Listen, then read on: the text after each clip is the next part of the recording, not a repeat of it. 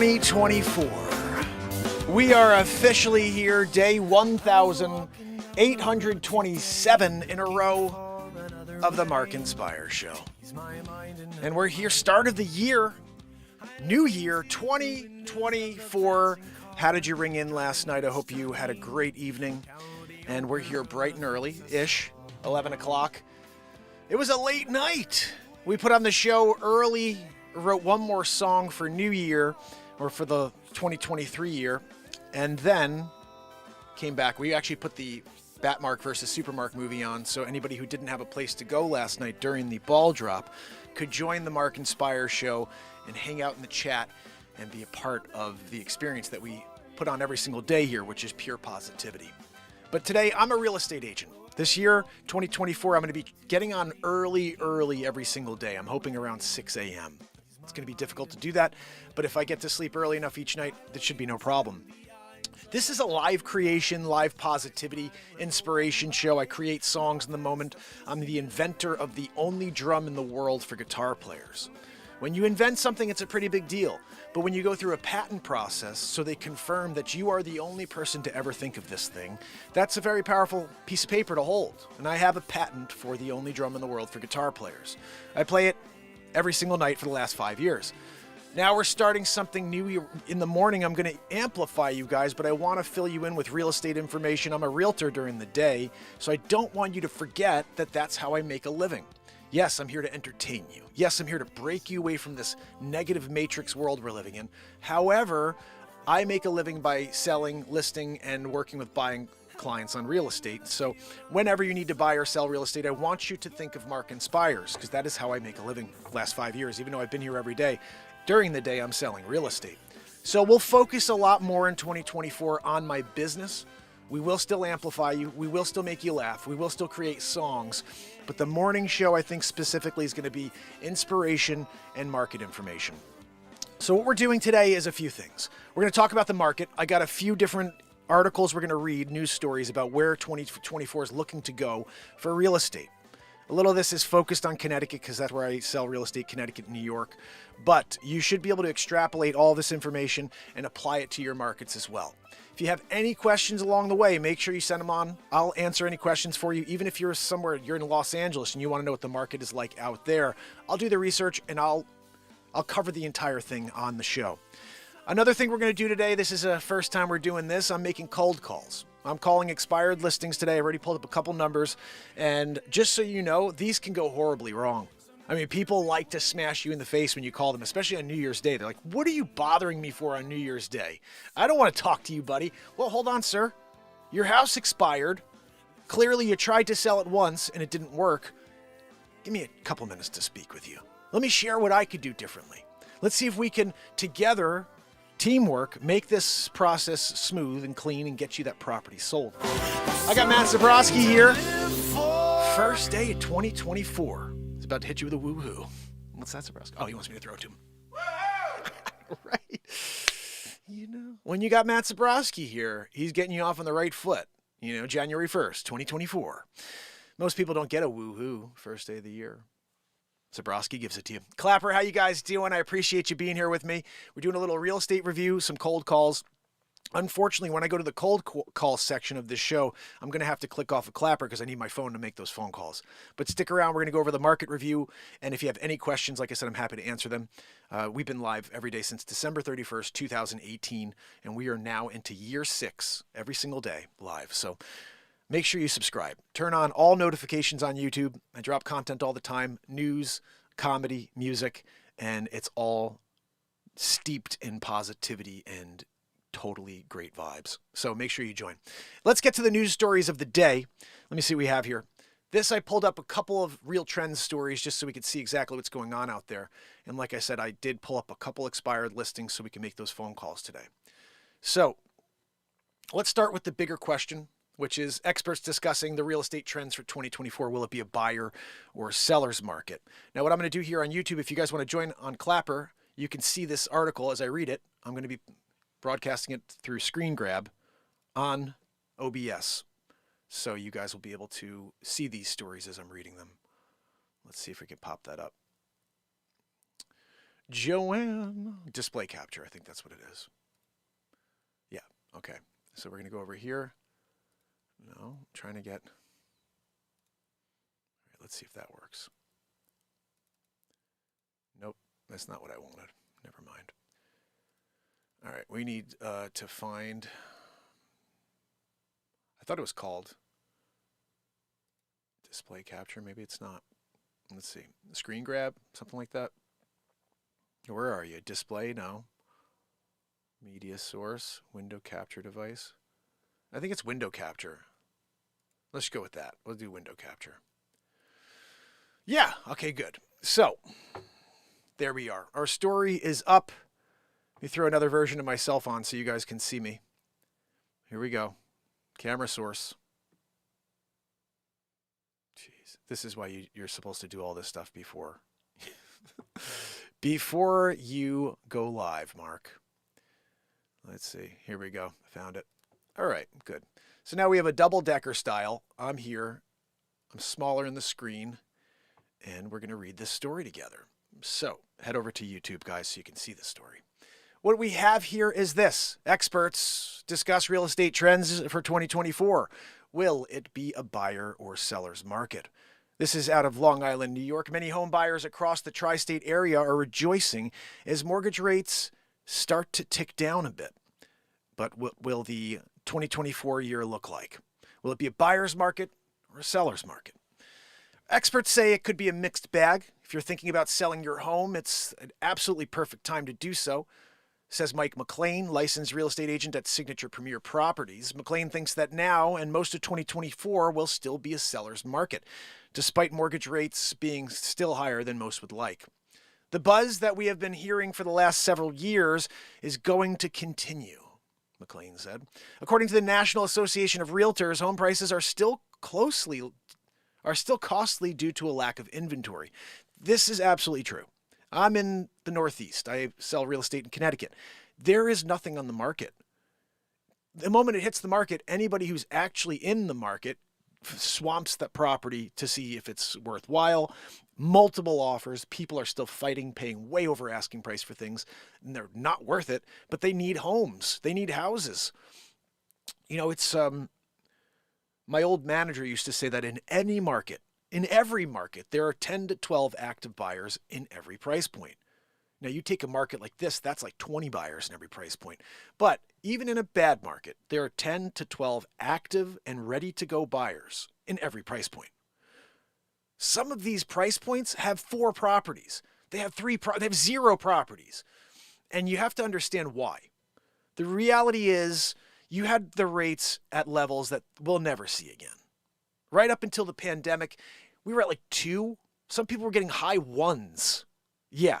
And they were doing like 15 years. They're doing high 1s, low 2s. I saw someone recently, I locked in at 2%. And now we went up to 9, a little under 8 at this point. But the rates have quadrupled in the last year, year and a half. And we're feeling the strain in the market because what happens is those people who all locked into their 2.5% interest rates, they have no interest in selling. I'm not going to sell my house if I have to go sideways and then pay 8% for that next house. The only homes you see coming to market right now are those who need to get out of town. Those that are upgrading. They've got a 2,000 square foot house, but they want a 4,000 square foot house. They don't mind that interest difference because they need more home. The rest of them, they're sitting back and they're waiting. They're like, you know what? We'll see how this plays out. Right now, I'm not doing an 8%. I got 2 over here. I'm going to sit on my 2.5, 2 and change until things get back to 4, maybe high 4s. Don't know if we go there. My first home I purchased was 6.75. I didn't know anything at the time, but I remember people saying, it was 18% in the 80s. I was like, 18%? It was higher than that at some points. So I know we think 8% is high. I know we're like, oh my goodness, interest rates. But there were times where it was double this, and maybe even triple we had in the 20s in the mortgage and loan crisis in the 80s. So this has been happening forever. It's a roller coaster effect. You got to try to somehow get in on the bottom. And like I said, when you get in on the bottom and things go bad, nobody wants to sell. So we're going to be sitting on limited inventory this year. That's what I think. that also means that prices stay up. And people aren't making as much money to buy homes. So now our buyer pool will get smaller. I think it's going to be a mixed bag this year for sure. There are always homes that are great white elephants, that home everybody wants. They're always going to overpay for that house. Right in town, 4 acres, a pool, whatever it is that most of buyers would want to attract to, you're going to have a little bit of a war for that property. There's still properties that no one wants, even in a market like this, because the sellers are unrealistic with their pricing because they see everything else around them trading at over asking price. I've had clients that say, I think I should get this. Well, it doesn't matter what you think. The market will speak. You have to decide whether or not you're willing to accept. There's one reality to real estate. It's what a buyer is willing to pay and a seller is willing to accept. Nothing else. Now, buyers will always try to get things for less, but if the seller's not willing to accept it, no deal. So this year we're looking at limited supply. This year we're looking at a lot of frustration again like last year, mostly because of that limited inventory. So let's keep this moving. Let's see what else we have here. Well, it may take a while. Once new homes do go to the market, it could start to even out the demand. In July, Governor Kathy Hochul issued new executive orders to increase housing supply. How does that happen? We have not kept up with the need for building houses for decades, Hochul said during a press conference in the summer. Experts predict once interest rates start to level out or even drop significantly, which could happen by the end of 2024, demand will skyrocket again. Again, this is speculation here. It's going to be here we go. It's going to be very hard to predict when the rubber band or that sling shot snaps, but it's going to, and I predict it will happen in 2024, said Josh Reddish, CEO of Total Merchant Resources. Reddish thinks buyers will soon wake up from sticker shock once the average consumer accepts what prices are for now. If interest rates just tick down a little bit, I think you're going to see a major catalyst and major increase in business, Reddish said.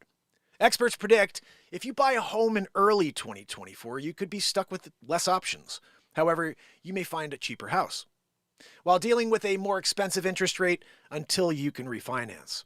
If you are waiting until the end of 2024, there could be more homes to choose from, but you will be dealing with a higher price point and cheaper interest rate.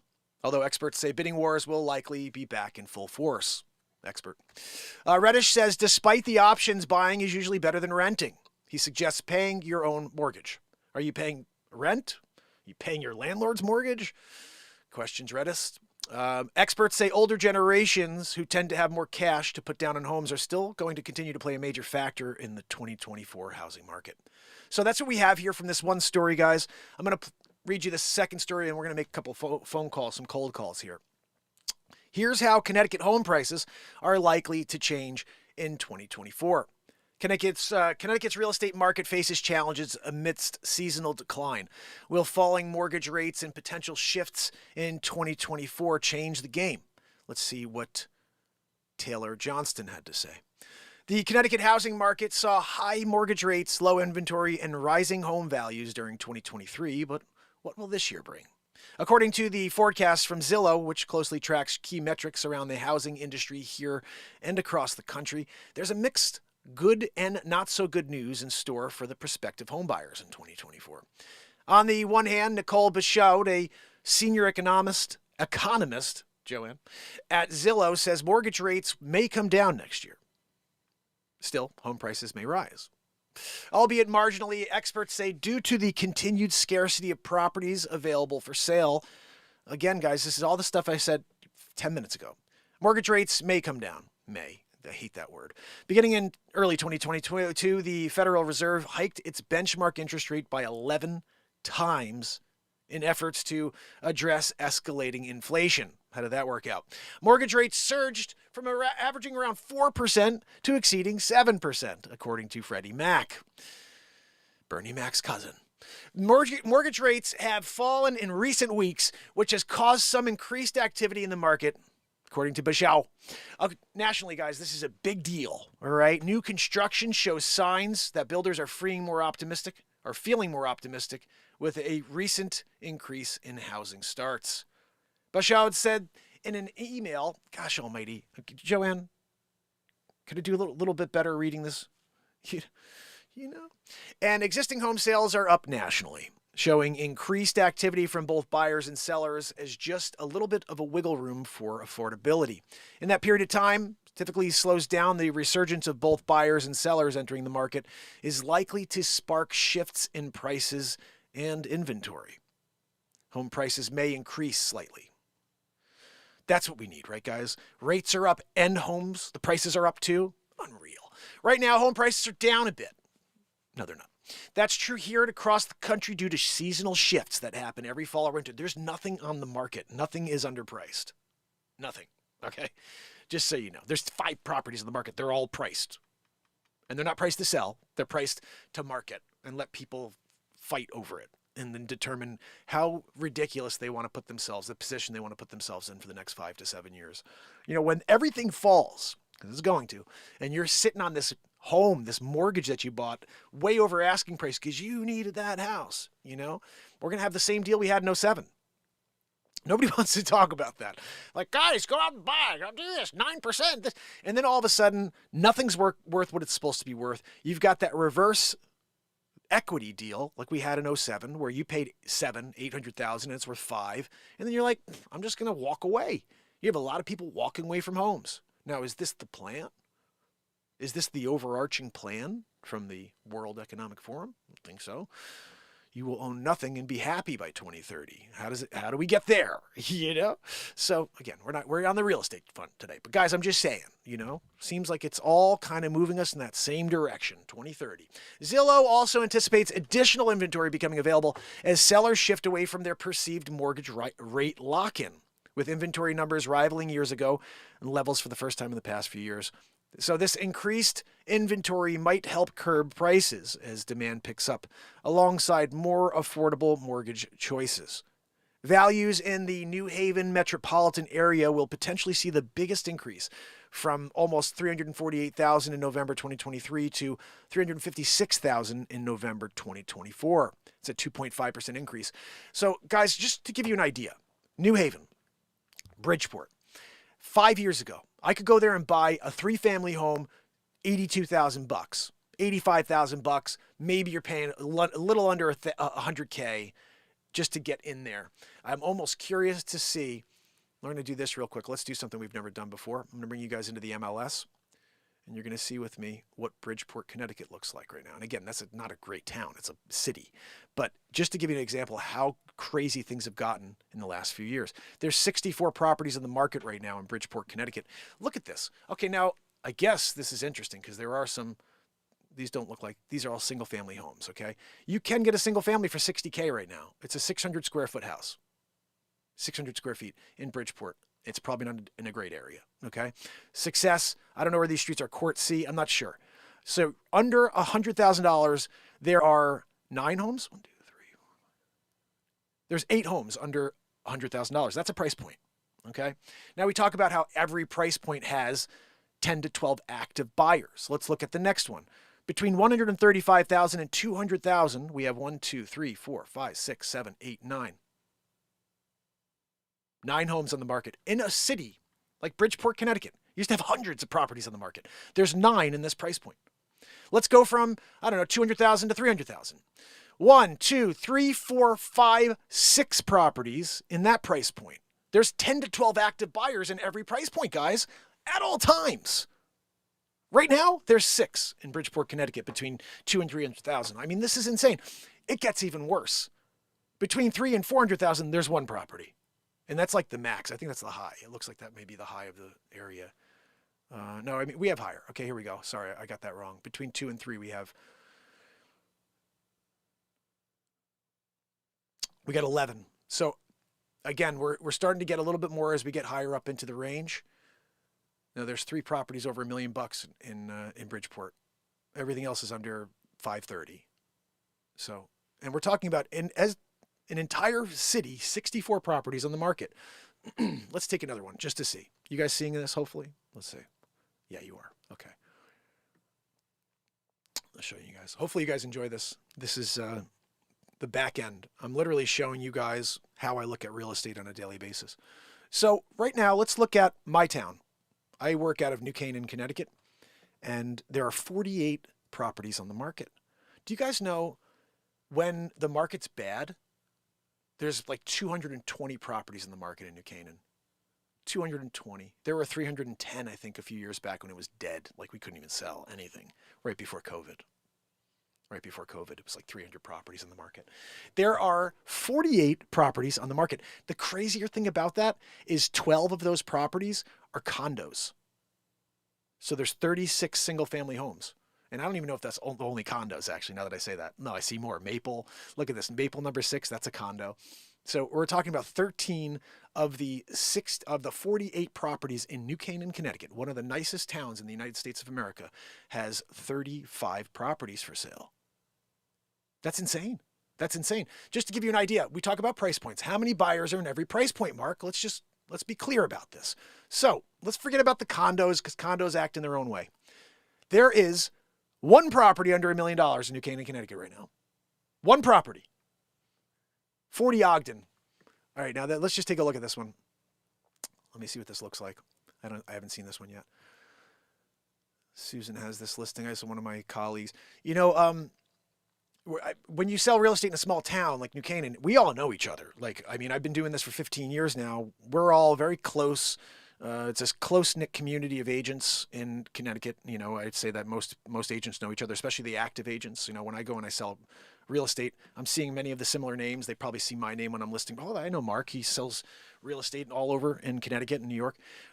So we are very much acquainted with those who are active in the business. You know, when I see Susan, I'm like, oh yeah, Susan, I've known her for many years. Anyway, so Susan's got this property on the market for $850,000. Guys, it's been on for 26 days. That's like a long time in the real world, you know, because of what happened the last few years. It used to take a half a year to a year to sell property in New Canaan, but now everything sells pretty quickly, a couple weeks, couple months. Right now we're at 26 days. They put this on right before the holiday. I want to give you a little side note about that. I know some people have this philosophy. I'm going to take my property off the market during the holiday. There's no buyers out there. Nobody's buying. Everybody's home with their families. That is the worst idea in the world. And let me tell you why. Everybody's saying the same thing as you. They're all saying, oh, well, you know what? No one's buying during the off season. Let me take my house off the market. So now you have the thing you want most, which is limited inventory. You want to be up against limited inventory. You don't want to have 30, 40 properties in your price point. You want to have 5. Because I'll tell you, the one thing I can guarantee you is there are always active buyers, especially in the holiday season. In 15 years, I've seen many people that only buy in the off season. I've seen people that specifically buy in the off season because they think they're getting a better deal, first of all. And I've seen sellers who've said, I'm taking it off the market, and I've had to fight them tooth and nail to say, no. I'll give you a good example. I had a property on Valley Road in New Canaan when I first started in this business is 2013. 2007 is when I got my license, but 2013 I had this listing.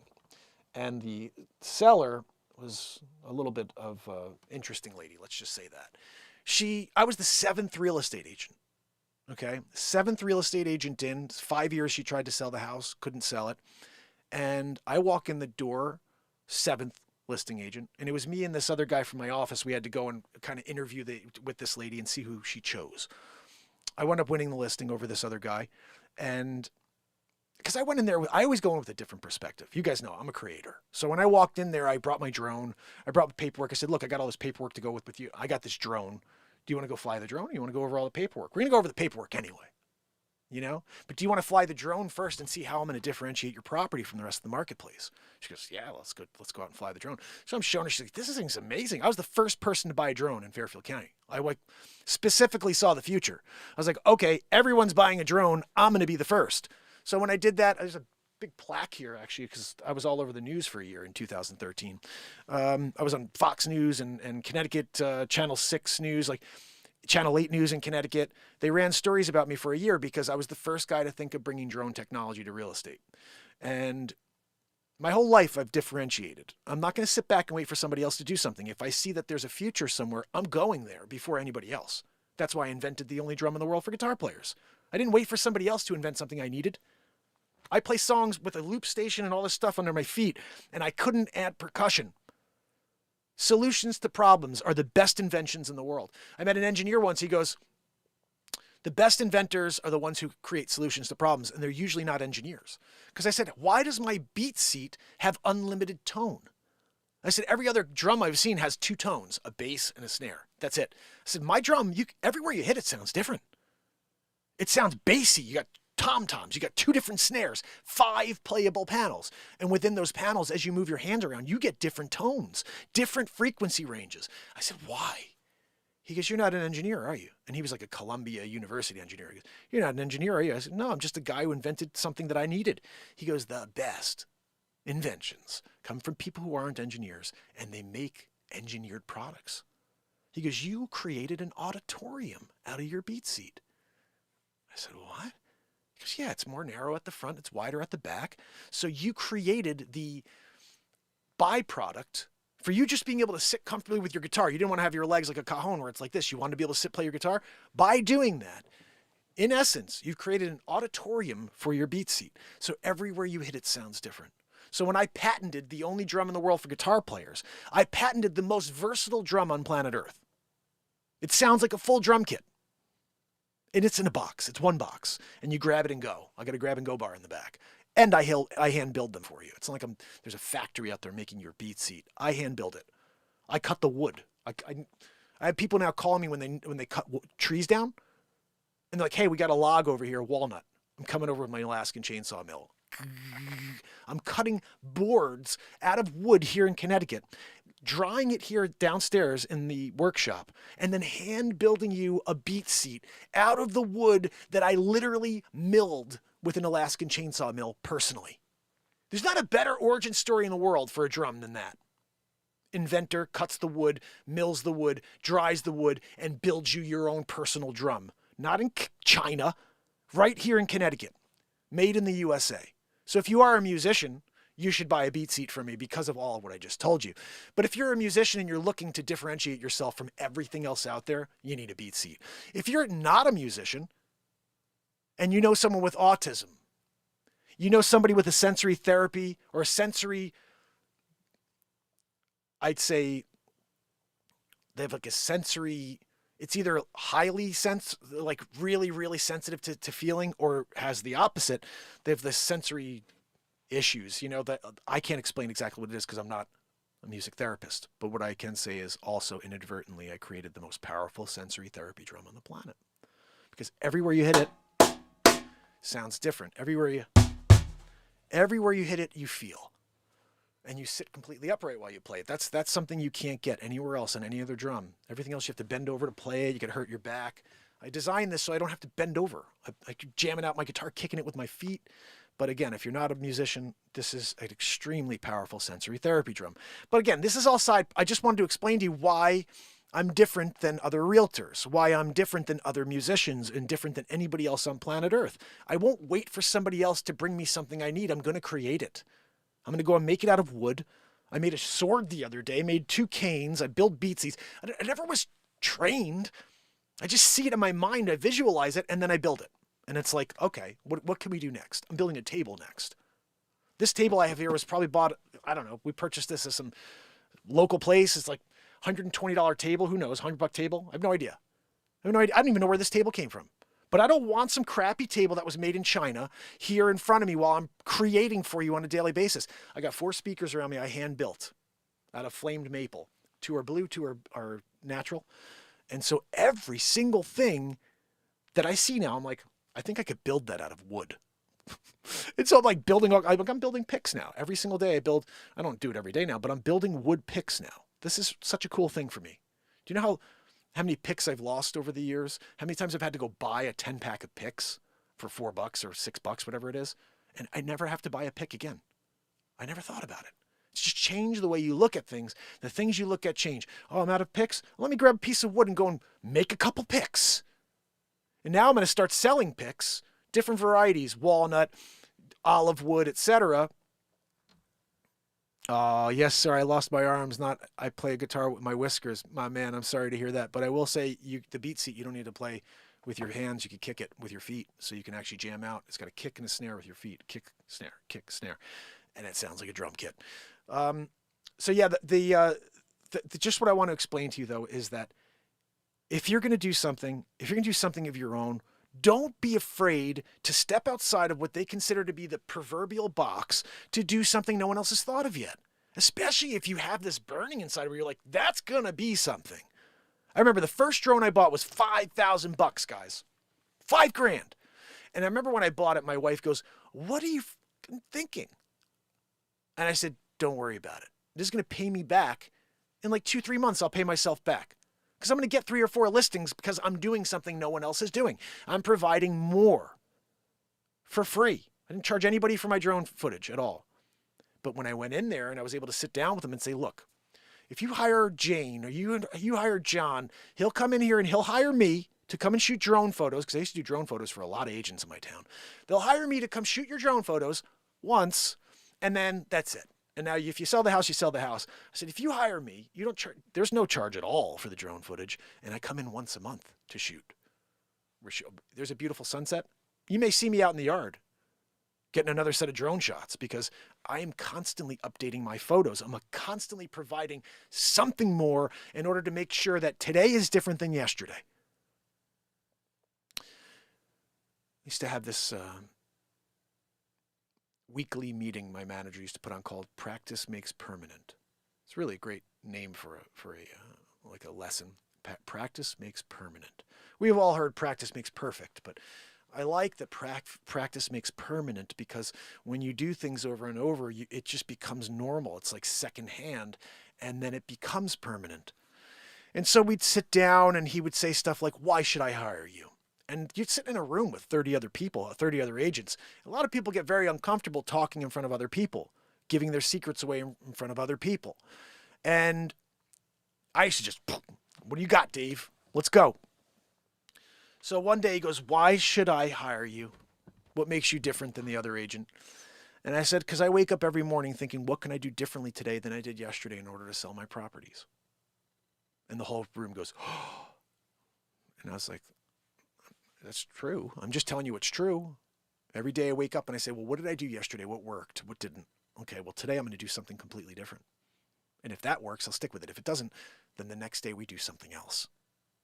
And so when I said this, I heard gasps, and I was like, it's not that. I've said many more powerful things than that, but I was like, that's weird.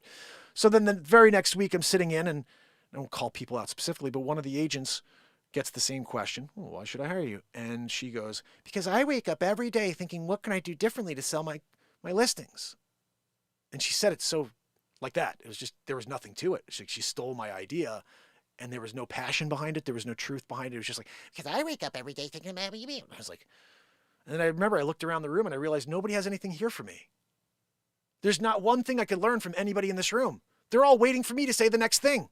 And so I just never went again. And in a way, I'm an asshole for that. I should have gone back and said, good, these people need some assistance here. You know, let me just keep saying what I say. I didn't have that planned, guys. I didn't go in there and say, well, when Dave asks me today, oh, what makes you different? I'm going to hit him with I wake up every day. I just speak. Words come out of me in the moment. You can't take that and make it yours. You got to come up with your own. So no matter what the question is, history of time, I'm going to respond with what I'm feeling and how I am. I'm not going to pretend. I'm not going to come in with some pre-canned, phrase. And that one is true. It even sounds canned to me to say it now because I've told that story 50 times. I wake up every day thinking, what can I do differently to sell my properties? When that it doesn't have the same sting that it did when I said it the first time. Because I said it and it just came right out. That the best stuff in life just comes right out, guys. That's why when you're sitting down with someone, this is just a personal tip if you're a realtor or you want to be a realtor. When you're sitting down with someone, the information is paramount. But your connection to that client is even more important. You got to know your stuff. You got to be able to share what's going on in the marketplace. But if you can't connect with that seller, if you can't connect with that buyer, you have no shot. They don't want to work with some dud. They want to work with someone they can get along with. It's a teamwork process. You have to work together. You have to pick someone you can trust and someone you believe in. Is the agent sitting across from you somebody who's inspiring you? Is it somebody who says, you know what, if I was in this house right now and this guy was talking to me, I'd buy it? Or are you saying, I've seen the best agents in the world. I've been in the room with them as they speak to clients, and I'm sitting there in awe that they get business at all. Because they don't have that connection. They're going on reputation. Oh, they sold all these homes. Let's give them the listings. Give them the listing. I'm like, but where is the connection? Where's the authenticity? I don't see any of it. I just see people canned. Oh, well, the market's doing this. The market's down. Houses are up. Blah, blah, blah. Where's the human connection? I think what's made me a great real estate agent over the years is that I connect with my clients. I'm there to provide the best service on planet Earth. I'm providing services no one else offers. I was the first, and I think still the only guy who flies a drone at every property, personally. Most people hire someone.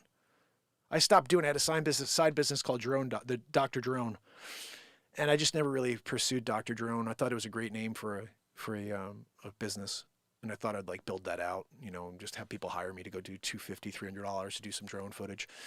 And COVID came, kind of just fell apart on that concept. I had two other things. I had another thing called Stay Safe Concierge. Because you remember when people weren't able to go and see real estate? At the beginning of the pandemic, everybody was shut down, masked, no one was allowed to go out. I came up with this concept of Stay Safe Concierge, where you pick the homes. Hey, Mark, I found this place at 40 Ogden. I'm not leaving my place in the city. No worries. Stay Safe Concierge has got you. I'm going there fully masked up, dressed up, the whole nines. I'll FaceTime the entire walkthrough for you. And you could determine, hey, Mark, you know what? I didn't see that basement. Can you go back down there? I want to look at the mechanicals. Sure, let's do it. All of it's done over FaceTime. Stay Safe Concierge. You stay home. You stay safe. I'll put myself at risk. And that never took off. That should have been massive. So my mind is always thinking, well, what can I do to create a better experience for my consumer? What could I do to provide more? And just to back this up, the reason why I did drone, the reason why I was the first realtor to buy a drone was very simple. We found some information that came through from like NAR, from National Association of Realtors, or from Zillow, something like this. And it said that buyers spend 1.8 seconds on a listing. They look at that first photo, and if they don't like what they see, they move on. And I said, 1.8 seconds? That's freaking ridiculous. I got 36 photos. They're not getting past the first photo, that means. Do you see? Once I realized they're not leaving that first photo didn't grab them, so they're moving on. How do I show the expansiveness in the property with one photo so I get them to photo number 2? That's when I thought of the drone. And it wasn't like I thought of the drone. There was a company out there that was doing helicopter rides. Next 3 weeks from now, we're going on the helicopter and we'll take aerial photography of your property from a helicopter on the telephoto lens. Great, you got the roof? You got the roof there? You got a roof. But that's what they were doing back then, $350. $350, they'll get in a helicopter and they will fly and shoot your property. And so I'm thinking to myself as a young agent, I'm like, okay, wait a second. $300 a property. I work in the high end. I work with high-end sellers, buyers. That's where I wanted to be as a young guy. I'm in an area where there's a lot of wealth. And I'm like, I don't want to go and work in small town Bridgeport where it's $50,000 properties. I want to sell $10 million properties. I want to sell $50 million properties. I haven't seen anything like that yet, but I've seen $6, $7, $10 million. I've seen these properties. They're out there. And I'm like, I want to do that. And so I'm thinking to myself, if I hire a helicopter guy to shoot aerial photography of my property for $350 now, and I get another listing in a few months and another listing, and now I got in the next 10 years, 30, 40 listings, each of them gets $300. I'm like, dude, I just spent like ridiculous money on this. Or I was like, I'm pretty sure drones exist. You know, like there's got to be a drone that I can hook up a camera to and I'll do it myself. And that's how it all started. Then I looked and I found DJI. DJI has become massive since this. But they were the first ones to come out with a consumer drone that you can take photos with. And there could have been other people around the country that were doing this, but I was the first one in the Northeast and the first one in Connecticut to do this. So I buy the drone, spent the $5,000 on it. My wife thought I was nuts. And I said, trust me, I can feel this one is going to be massive. And then she said something that became 100% true. She goes, you're just giving everybody else the idea to buy a drone. They're all going to go buy a drone. And I said something that also came true. I said, yes, anybody could buy a drone, but you have to have an eye. And that's where I realized you could have the greatest ideas in the world. You could say the perfect thing.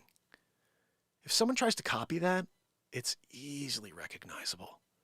They seem fake. Somebody buys a drone and they're like, I got a drone now.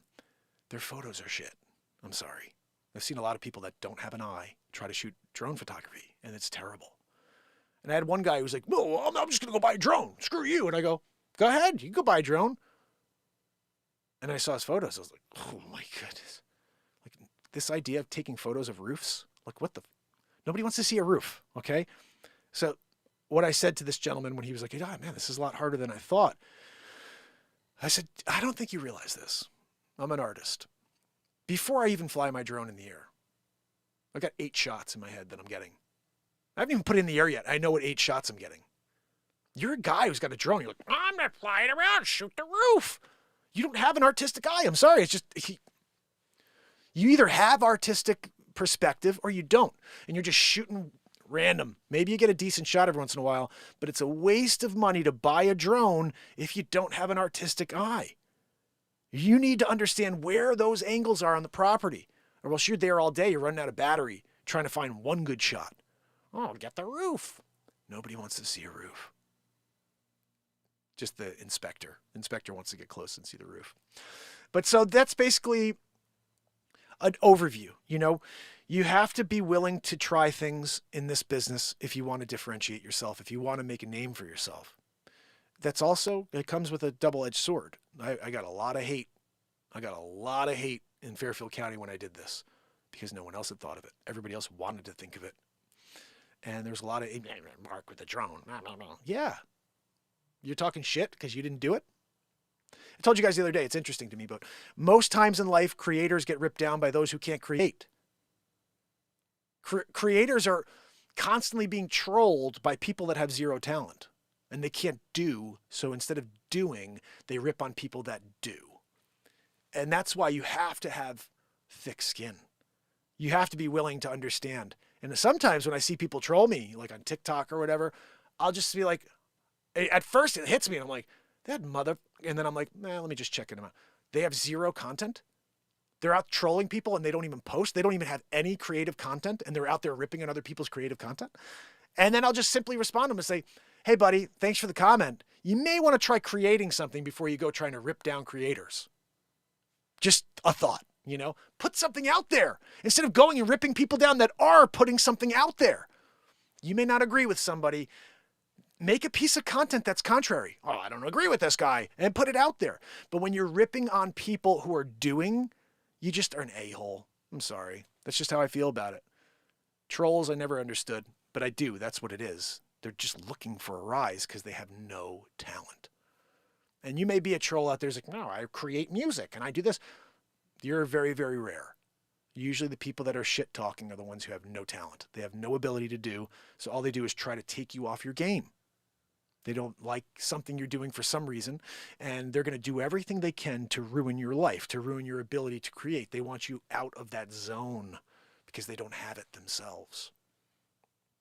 It's sad that we have two different people in this world. We have creators and we have destructors.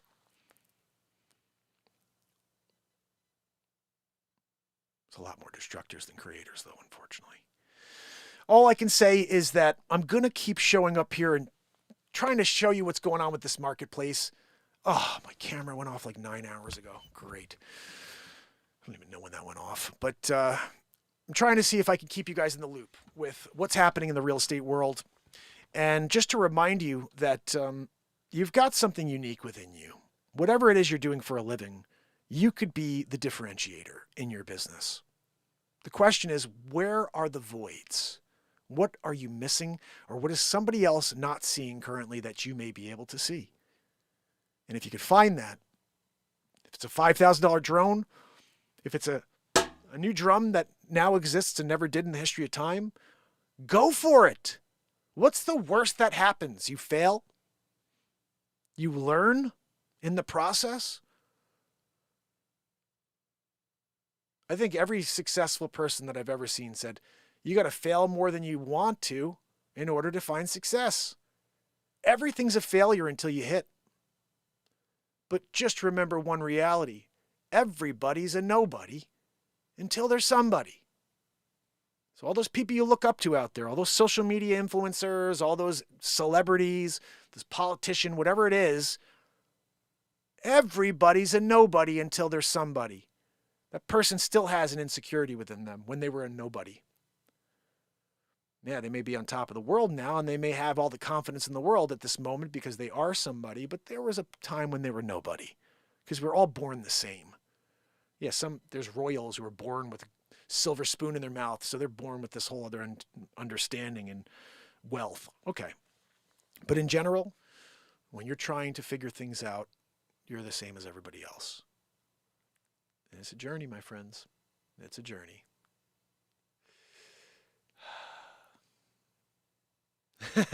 Andrea said, Mark, you had me at, I'm going to keep showing up every day. Oh, my goodness. So I appreciate you guys being here on YouTube and being here on Clapper. Guys, if you can head over to YouTube and subscribe to the channel, I really appreciate that. I am going to try to make a couple of cold calls right now on YouTube. So if you guys can head over, and it's going to probably go really badly, just so you know. Usually these phone calls are not good. Sometimes you get lucky and you get a conversation with someone, but most times it's either a voicemail or you get someone who says, what the f*** are you bothering me on New Year's Day for?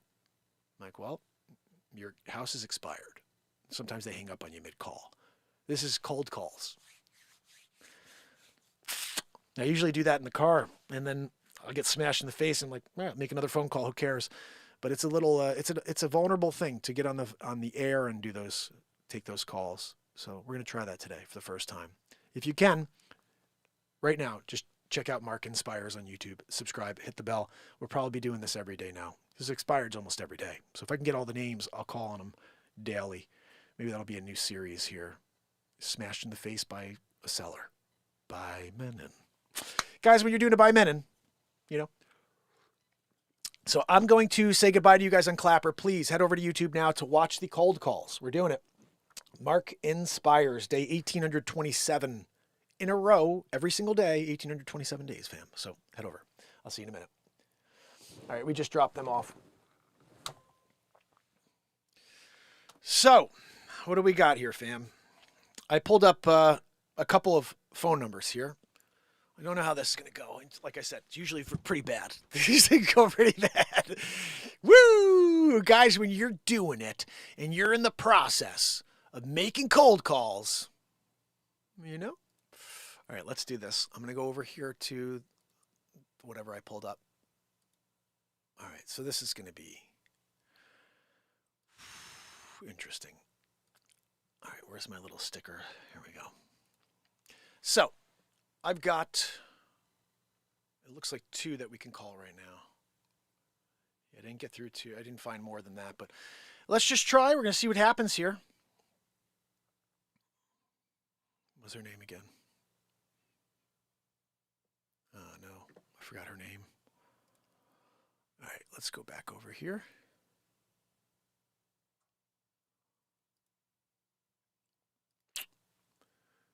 All right, let's go back to the original listing. That'll tell me her name. So there actually are 48 expired listings today, and I got to make sure I call on all of them. Right now I have the first 2, so we'll start there, and then I'll probably either work on them while we're live or I'll just do it later. Okay, Fran. Let's give Fran a call and see if we can get anywhere. Fran's listing is $2.5 million. Nice. Let me make sure. I'm going to pull up the listing. Let's see what we got here. It looks like it's a new home to be built. Let me see what we have here.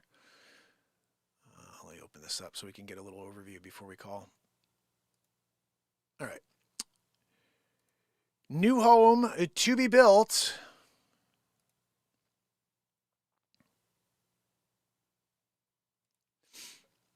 You will love coming home. Beautiful new construction in prime South Wilton location by Hobie award-winning Able Construction. I know them well. Picturesque 2.37 acres of park-like property is a stunning modern farmhouse. A welcoming covered porch to the inviting back porch. This home is bright and airy. An open floor plan with a spacious first floor master suite, spa-like bath, and generous size walk-in closet. The sunroomed, sun-filled gourmet kitchen with custom cabinetry, quartz countertops, and handsome center island at a thermidor. Okay, let's see. I think we got enough here. I just want to see, and I know Janet, the listing agent, sorry, but it's expired. We're going to look at the photos here. These are all similar to, this isn't actually the work. Ooh, it's got a barn on it. Oh no, they're just showing Ambler Farm. Okay. So, 11 Powderhorn. We got a dot. Here we go.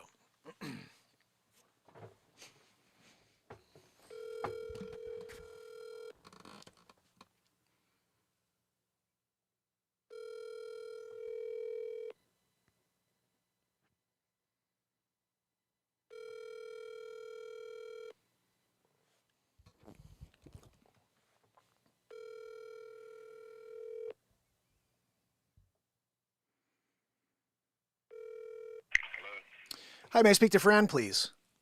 Sorry. Do you have the wrong number? See, told you. Sorry, and they hung right up on me. All right, so that's not Fran's number, clearly. If it was, we probably would have gotten a response. Sorry. I bet you I'm the 38th call today. Everybody calls in these expireds. Now, I used to be probably one of the few that did. Okay, is there another way to find her? I don't know. All right, we're going to do something else instead. We're going to do something else instead. We're going to call on the other one, and that one's probably going to be even worse than a quick hang up. Let's see. This one here is expired, and it expired at, let's just confirm that. I'm pretty sure it's ridiculous. And we're going after the ridiculous stuff here. $11.5 million. I feel like I called these people once and got smashed. Let's do it. Let's do it, people. Right? We're done it. Oh, my goodness. Here we go. Ashish. Ashish and Leslie. Ashish and Leslie. Ashish. Never heard a name like that before, but it's the name. 06. All right. Here we go, guys. Second cold call. Fingers crossed.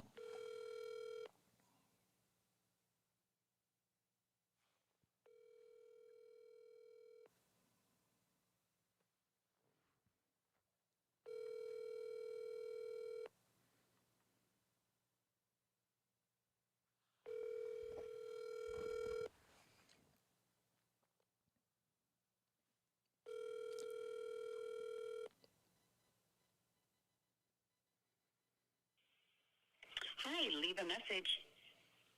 This mailbox is full and is no longer accepting new messages. Goodbye. All right. Let's try to send a text to this person because they're not, it's clearly their mailbox is full. I said people are all calling on it, you have to imagine. Good afternoon. Afternoon. Comma. My name is Mark Pires with Berkshire Hathaway. I wanted to wish you a happy new year and just touch base. Your house expired. I won't say the address because you guys, hold on. And I was hoping you may be open to a fresh approach. If you have a few minutes of time, I'd really enjoy speaking with you about how we could differentiate your property from the rest of the marketplace.